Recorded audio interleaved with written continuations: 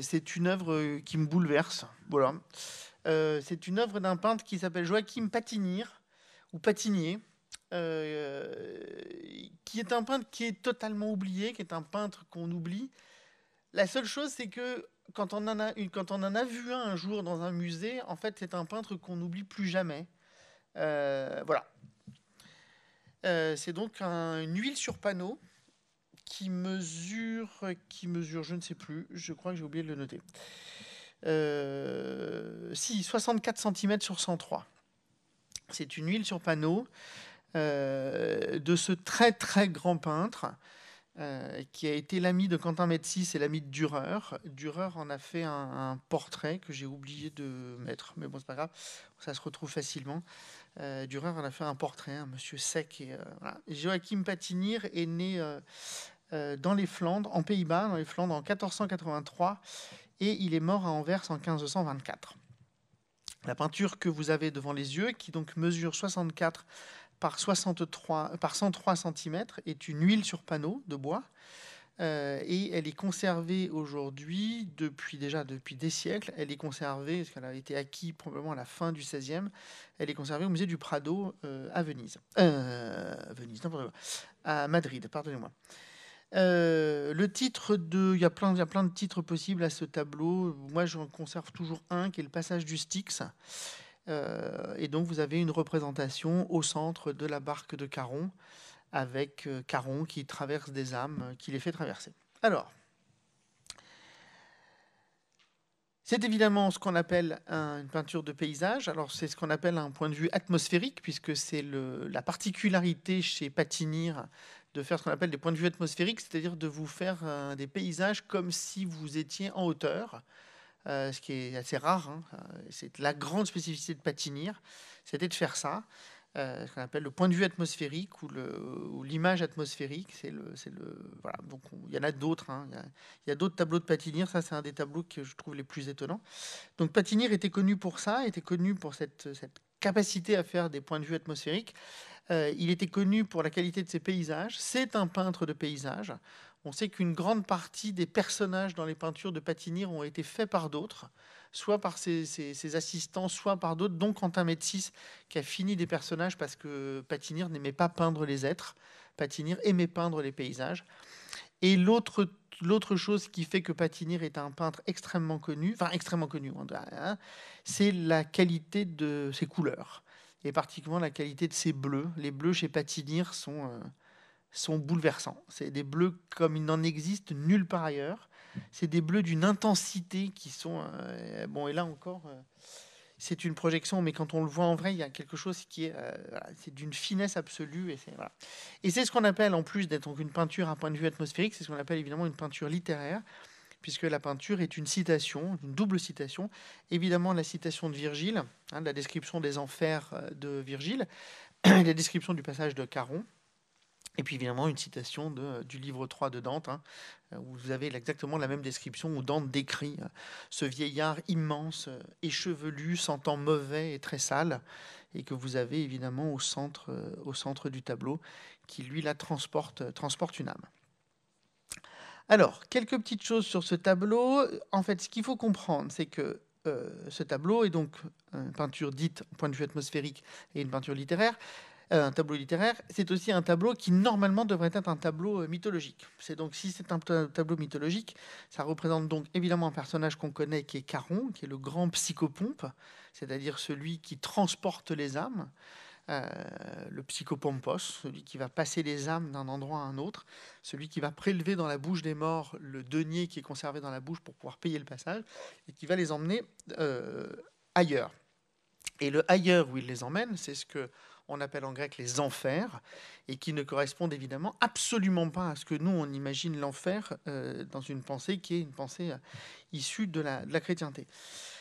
Chez les Grecs, c'est quoi? Chez les Grecs, les enfers, c'est donc un monde qui est souterrain, c'est le royaume d'Hadès.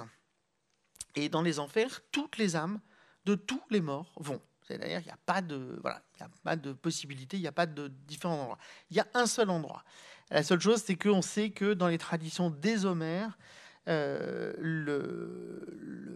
l'enfer est divisé, enfin les enfers, pardonnez-moi, c'est toujours au pluriel, les enfers antiques sont divisés en 3 parties. Vous avez ce qu'on appelle les Champs-Élysées, ce qu'on appelle ici les Aliscamps.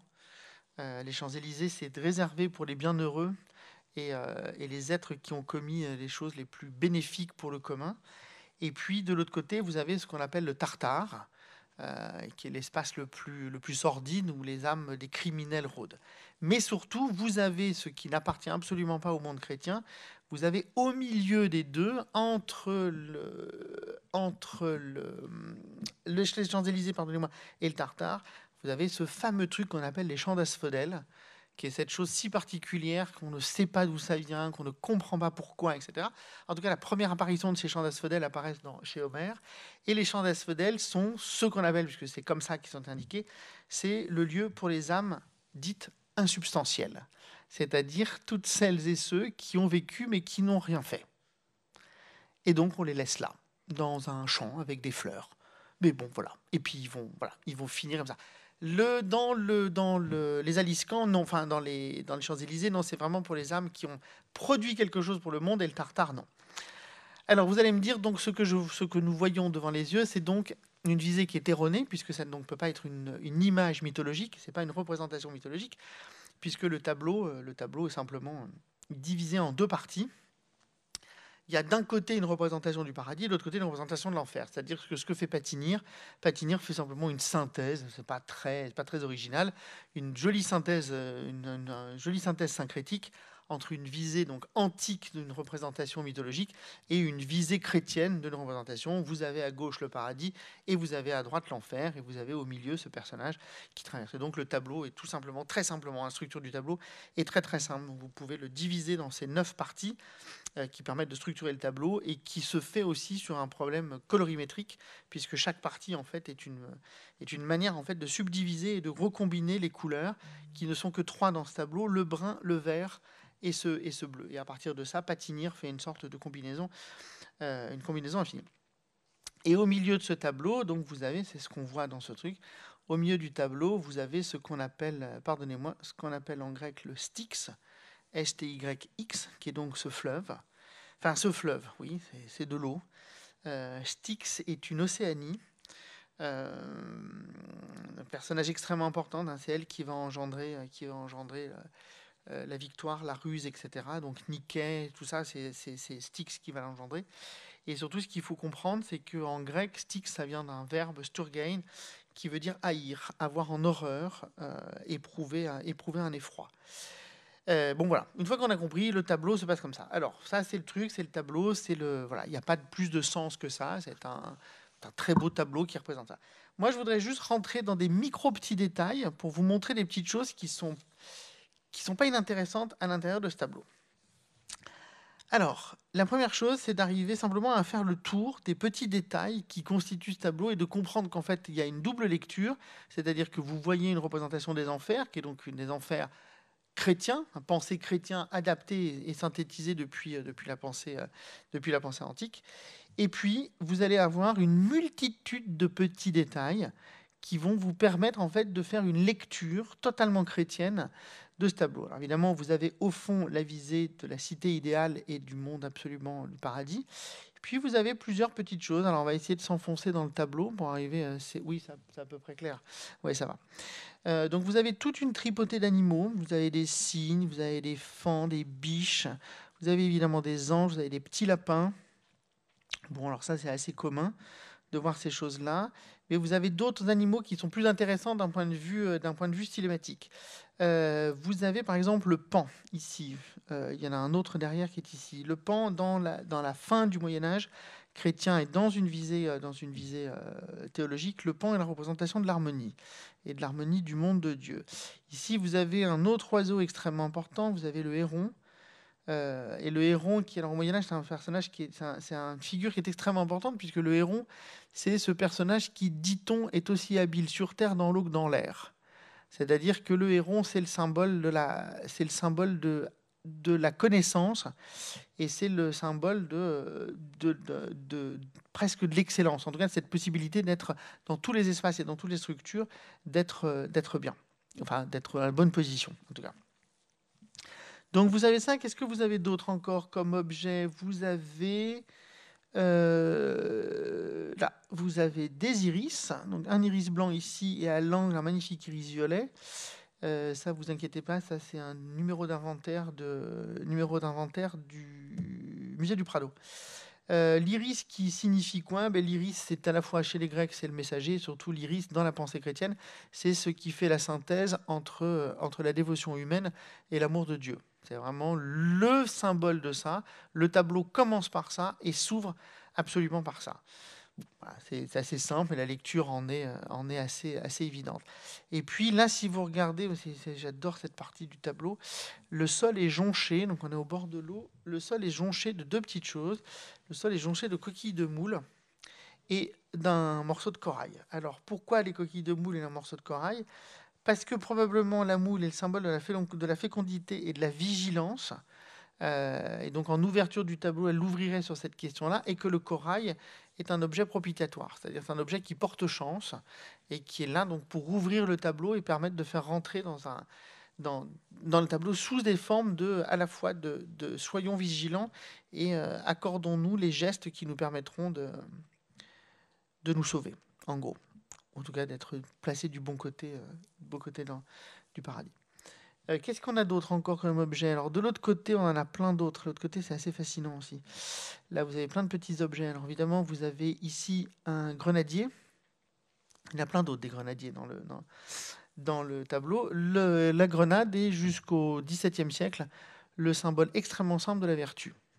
Sa grenade, vous la retrouvez représentée à la fois pour la Vierge Marie et représentée avec pas mal donc quand vous faites les peintres font des portraits de seigneurs de guerre ou de gouverneurs, c'est toujours avec la grenade, parce que la grenade est la représentation de la vertu. Ici, vous avez un lys blanc.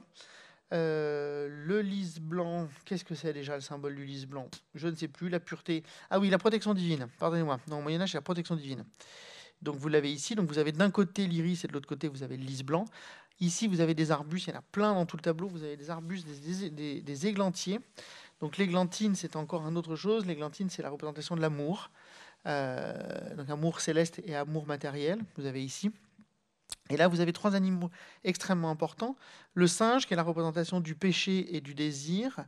Le perroquet qui est la représentation de la spiritualité, que vous retrouvez dans un nombre incalculable de peintures. Vous avez un nombre incalculable de représentations de la Vierge Marie avec le perroquet. Et vous retrouvez jusqu'au XIXe siècle, puisque si vous reprenez le texte de Flaubert, Un cœur simple, le Christ dans Un cœur simple, le Christ se transforme c'est un perroquet qui devient la figure absolue de la spiritualité. Et c'est logique chez Flaubert que ce soit ça, la spiritualité. Et là, ici, évidemment, vous avez la colombe, qui est la représentation de l'Esprit Saint.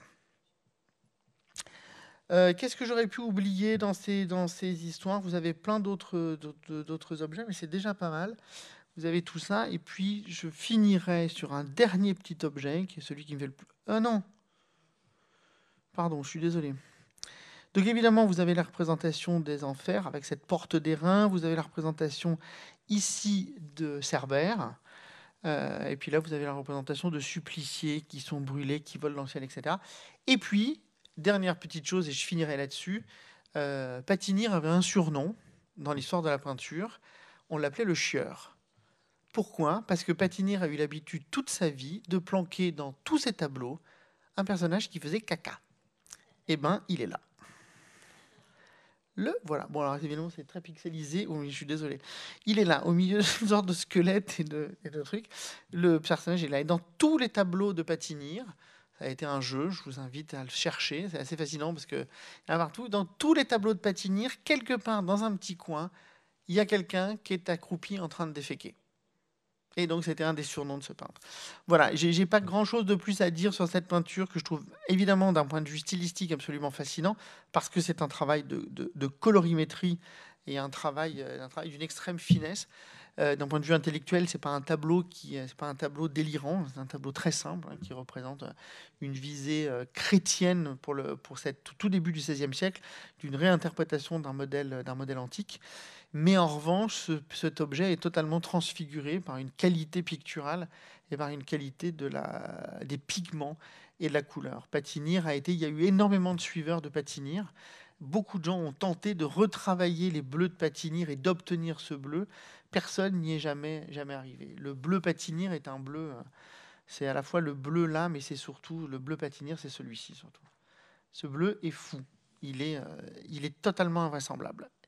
Et la texture et la matière que Patinir réussit à avoir avec ça est absolument délirant.